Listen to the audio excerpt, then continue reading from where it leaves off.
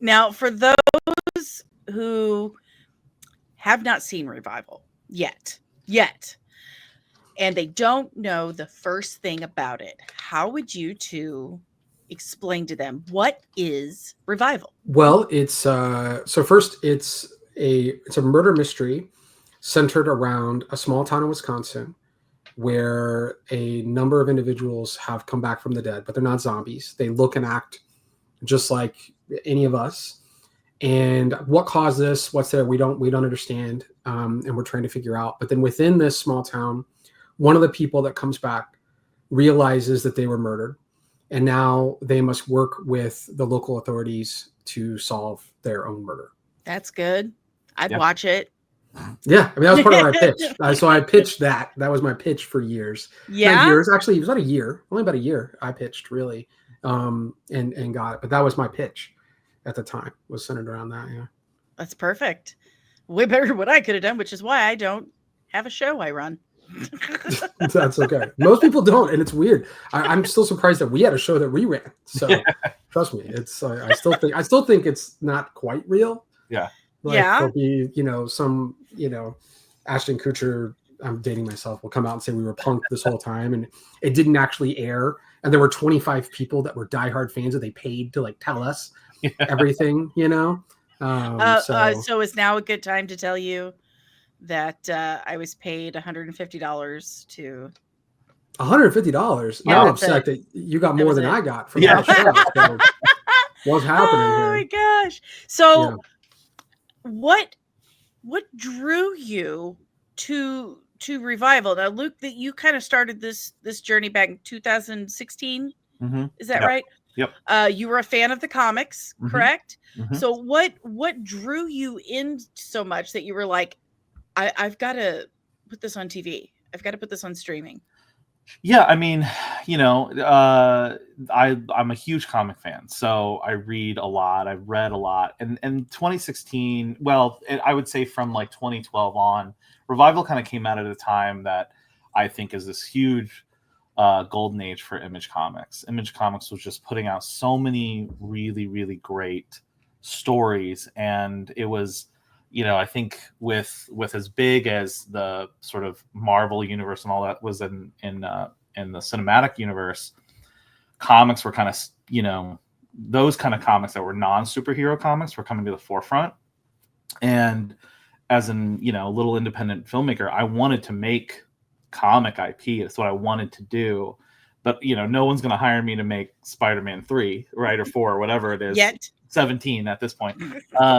So, I was like, but this story, I know this story. I grew up in the Midwest. I grew up in a small town, 4 hours from Wausau, Wisconsin. I mean, I knew it. I love horror and noir. They're two of my favorite genres and all of anything.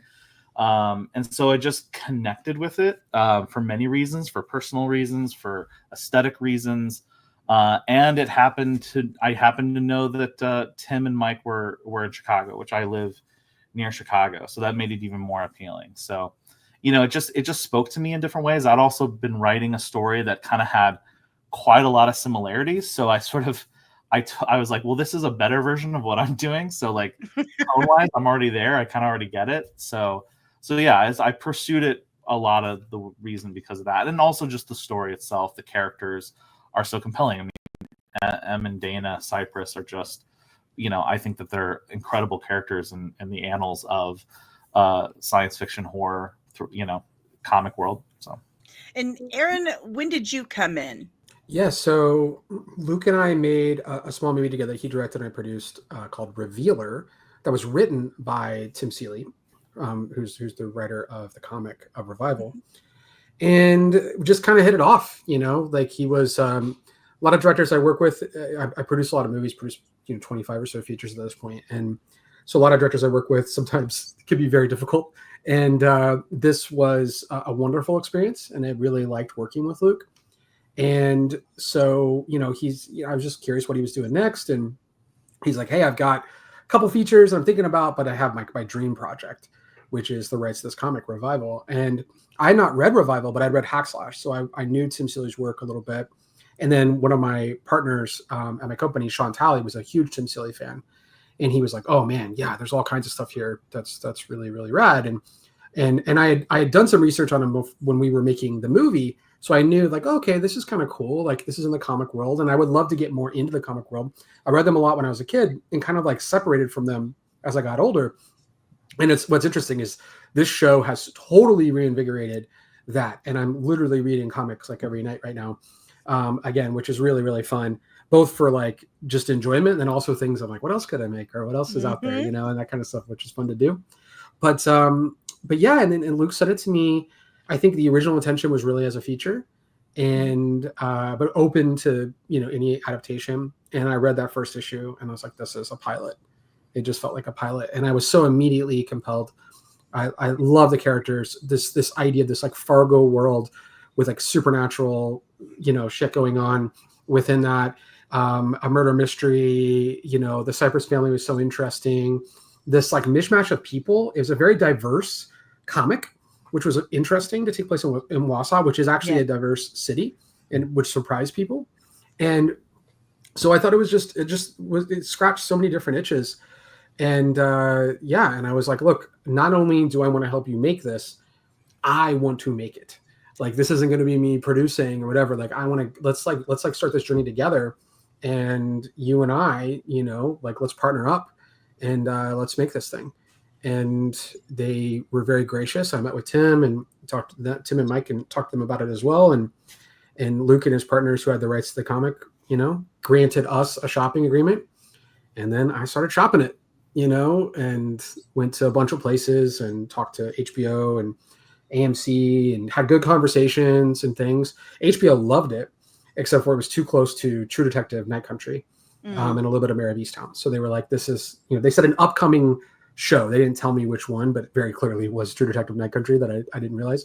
But I had an existing relationship with the sci-fi folks and over at NBC, and went to them, and the rest is history, which is crazy. So it didn't take that long to kind of get going, but I knew the characters left off the page. It was such an interesting world, and a murder mystery noir with a supernatural twist is pretty rad. And so I was all in from the get-go.